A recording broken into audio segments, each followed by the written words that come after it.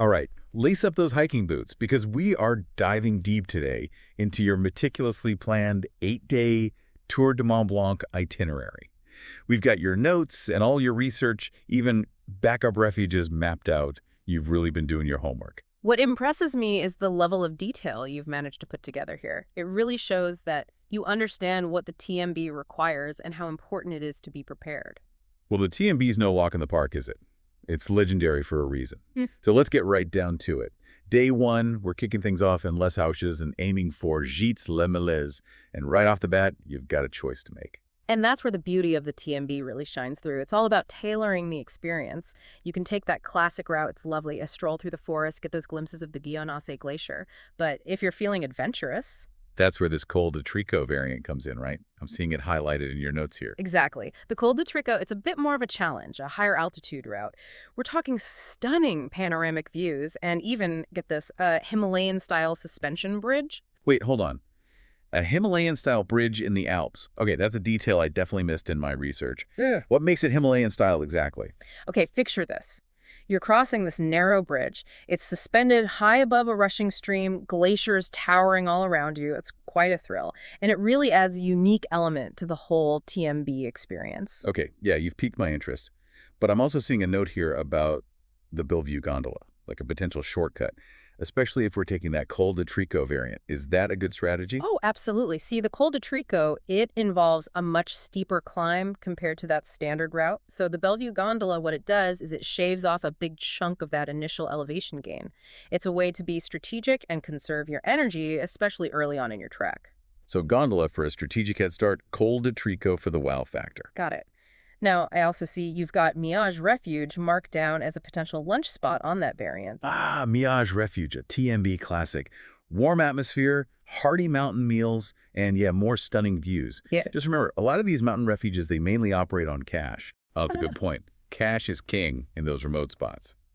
All right, so to recap day one, strategic gondola ride, conquer the Col de Tricot, soak in the views, and refuel at Miage Refuge with some cash in hand. Now, day two, we're going from Gîtes Les Mélèzes to Refuge de la Baume, and it looks like we've got another decision to make. You're catching on quick. This time it's the high route via Col de Four that's offering an alternative. Just like Col de Tricot, it's challenging but offers some truly incredible panoramic views.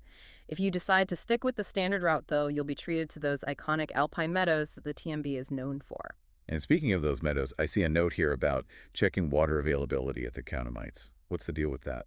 Water management, it's crucial on the TMB. Some phenolites, they have filtered water or spring water, others might not. Checking ahead can really make or break your day in terms of staying hydrated. So it's not as simple as just filling up your bottle whenever you see a stream or a tap. Not necessarily. Mountain water sources, they can be a bit unpredictable. Sometimes they're pristine and sometimes, well, not so much. It's always best to err on the side of caution. Right, noted. Checking water sources it is. Anything else stand out about day two before we move on? Lac de Combal, you can't miss it. Picture this. Crystal clear waters reflecting those surrounding peaks with the majestic Miage Glacier in the background. It's a fantastic spot to take a break, soak in the scenery, maybe snap some photos. From what you're describing, it sounds like the perfect place to just breathe and take it all in. All right, day three marks a bit of a milestone, wouldn't you say? We're heading from Refuge de la Baume to Les Chambres du Soleil, and we're actually crossing an international border. That's right, you'll be going from France into Switzerland. It's not every hike that you can say you crossed an international border. And speaking of unique experiences, keep an eye out for those little wayside shrines early on in this route. They add a little touch of history and local culture to the scenery. I love those little unexpected details that you wouldn't necessarily find in a guidebook.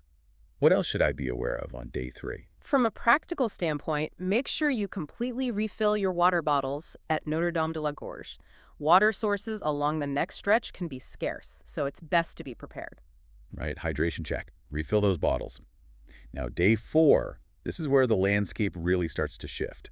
We're trekking from Les Chambres du Soleil to Cabane Combal, and we're entering the Italian Alps. And it's not just a change in the scenery either. You'll begin to notice a difference in the architecture, the atmosphere, even the food starts to take on a distinctly Italian flair. Now, this day involves conquering the Grand Col Ferret, one of the most challenging ascents on the entire TMB.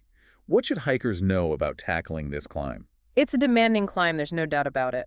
But the reward, breathtaking views of the Val Ferret. This is where all that pre-trip training really comes in handy. Pack a hearty lunch, pace yourself, and definitely be prepared for a potential change in the weather. It's the Alps, after all. So conquer the Grand Col Ferret, embrace those Italian vibes, and arrive at Cabane Cumbal ready for some well-deserved rest and maybe a plate of pasta. You got it. But that's just the first 4 days. We still have the second half of your TMB journey to uncover. Welcome back to our deep dive into your meticulously planned Tour du Mont Blanc itinerary. Now, before we jump back into the day-by-day breakdown, I think we should address the elephant in the room. We've been talking about these choose-your-own-adventure moments on the TMB, those optional variants and shortcuts. How do you know which path to take?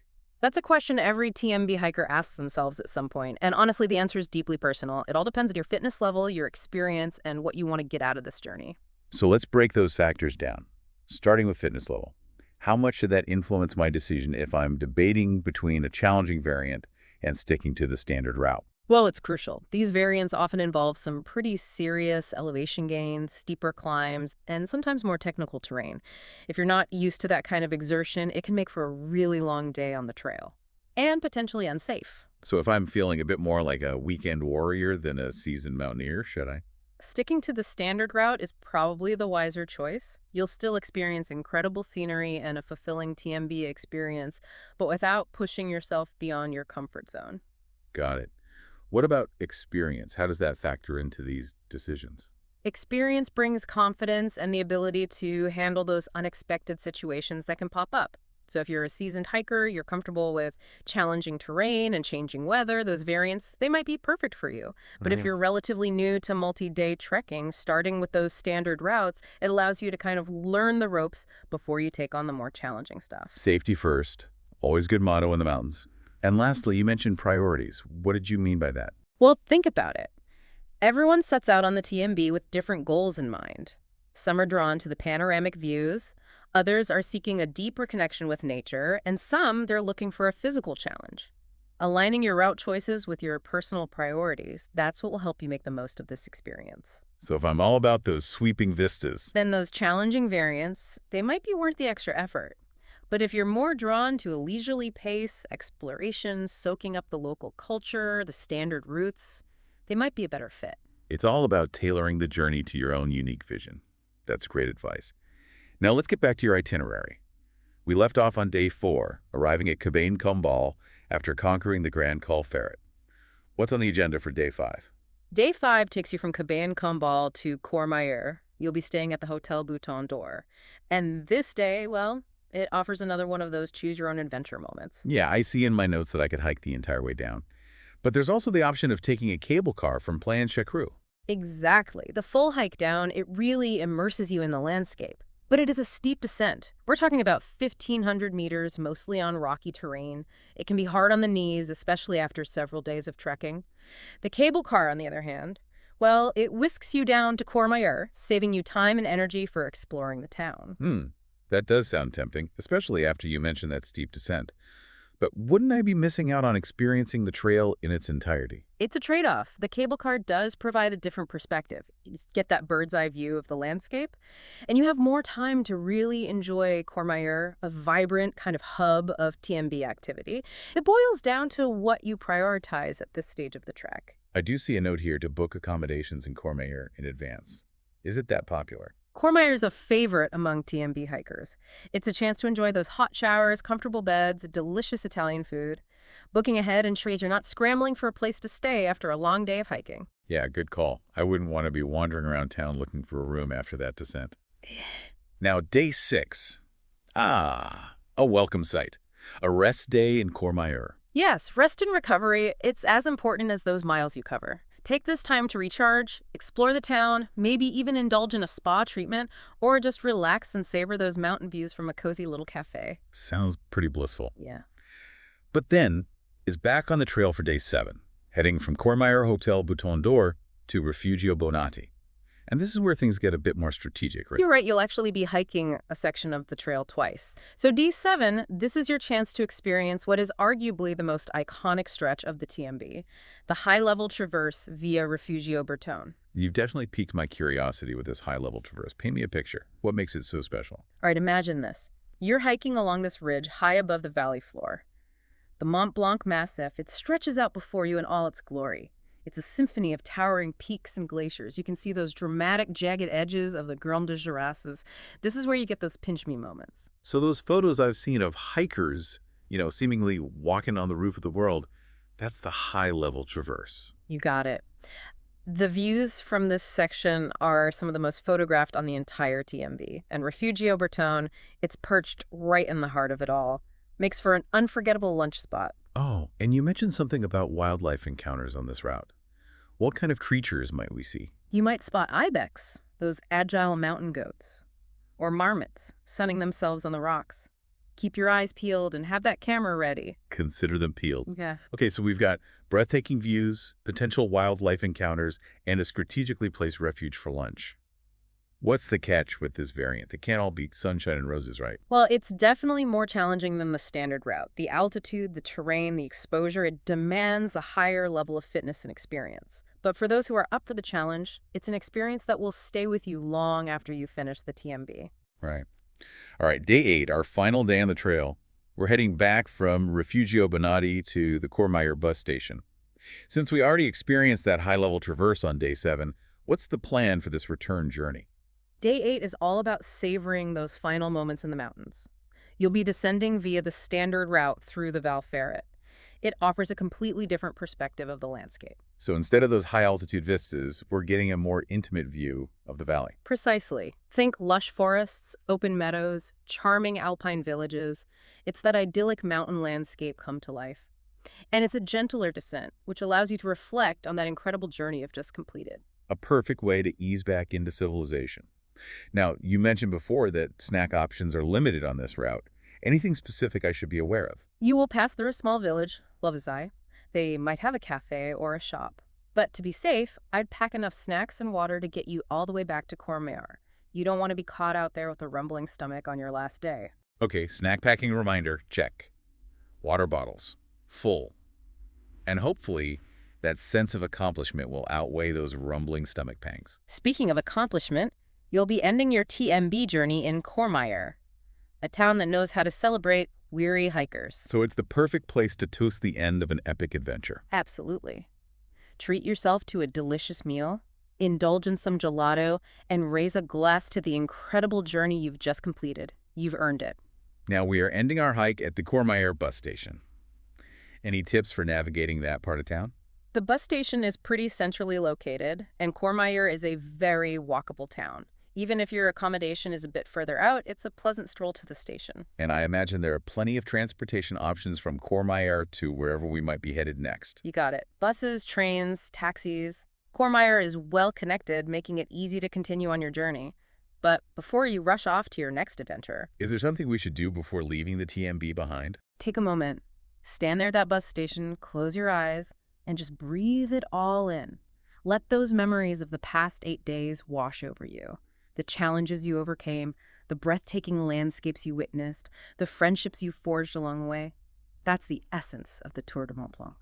It's not just about reaching the end of the trail. It's about the transformative journey that unfolds along the way. Exactly. And this could be the start of a lifelong love affair with the mountains. Who knows? Maybe next time you'll tackle the TMB in reverse or explore one of the many other incredible trails that crisscross this region. The possibilities are endless once you catch that hiking bug. That's for sure. All right, we're back for the grand finale of our Tour du Mont Blanc itinerary deep dive. And I am ready for those insider tips you promised. You know, the ones that take an already incredible journey and elevate it to, like, legendary status. I thought you might be. Let's start with something that'll give you a tangible reminder of your TMB memories. The TMB passport. Okay, a passport. Now we're talking. Is this some sort of official document I need to worry about? Not officially, no. It's more of a fun tradition along the TMB. You pick one up at the beginning of your trek and collect stamps from refuges, villages, even mountain passes along the way. So it's like a personalized souvenir, a physical reminder of all those incredible places you've been. Exactly. And a great conversation starter when you're back home sharing stories with friends and family. Oh, I love that. Okay, now you also hinted at some hidden culinary gems along the TMB. What are we talking about here? The TMB, it's a culinary adventure in and of itself, just waiting to be discovered. Each region, it boasts its own unique specialties. But if you really want to savor those local flavors, Okay, give me the inside scoop. Where should I be eating? look for those small, family-run restaurants. You know, the ones tucked away in the villages. They're often the best-kept secrets, serving up authentic dishes made with fresh, local ingredients. Those are the places where you really connect with the local culture, right? It's more than just the food. Absolutely. Strike up a conversation with the owner, ask for their recommendations. You might discover a hidden culinary treasure that's not in any guidebook. Okay, that's going straight to the top of my list. Local food, local stories, that's what travel's all about. You also mentioned something about off-the-beaten-path experiences. Right. Well, even though the TMB is a pretty well-established trail, there's always room for a little exploration. Don't be afraid to venture off the main path, follow your curiosity. You never know what hidden gems you might stumble upon. Okay, I'm all ears. Give me some examples. Well, imagine stumbling upon a secluded waterfall or hiking to a lesser-known summit for panoramic views that you'll have all to yourself. Ooh. Or maybe even discovering a secret swimming hole in a pristine alpine lake. Now you're thinking like a true adventurer. Embrace the spontaneity, let the mountains be your guide. The most memorable moments, well, they're often the ones you don't plan for. So with all this planning and preparation that we've been discussing, there's still room for letting go and just seeing where the trail takes me. Exactly. The TMB, it's as much about that inner journey as it is about the physical one. It's about pushing your limits, embracing the unexpected, and discovering a deeper connection with yourself and with the natural world. That actually brings up something I've been thinking about. We've covered the logistics, the gear, the day-to-day itinerary, but what about the mental and emotional side of this journey? Ah, the often overlooked aspect of any great adventure. You see, the TMB, it's going to test you, both physically and mentally. There will be moments of exhaustion, frustration, maybe even self-doubt. But it's in those moments that you really discover your resilience, your inner strength. So it's about conquering those inner mountains as much as those physical ones that we're climbing. Precisely. And remember, it's okay to take breaks, slow down, adjust your pace as needed, listen to your body, and don't be afraid to ask for help if you need it. There's no shame in taking care of yourself out there on the trail. And what about the mental rewards? What can someone expect to gain from this kind of experience? Well, you might find a renewed sense of purpose, a deeper connection with nature, a feeling of accomplishment that resonates long after you've returned home. It's a chance to disconnect from all that noise of everyday life and reconnect with what truly matters. And maybe even discover a newfound appreciation for the simple things. Absolutely. After days spent immersed in nature, carrying only the essentials, you start to realize how little you actually need to be happy. And that perspective, it can be incredibly liberating. So it's not just about reaching the end of the trail, it's about the transformation that happens along the way. Exactly. And that journey, it's unique to every individual. What you take away from the TMB will be as individual as your fingerprint. Wow, that's beautifully put. So as we wrap up this deep dive, I want to leave our listener with one final thought. I'm listening. We've covered a lot of ground here. From practical tips to those hidden gems that make the TMB truly special. Now, with all this information, all these insights, what aspect of the TMB are you most excited to experience firsthand? What's calling to you? Hold on to that excitement. Let it fuel your preparations, guide your steps, and shape your TMB adventure into something truly unforgettable.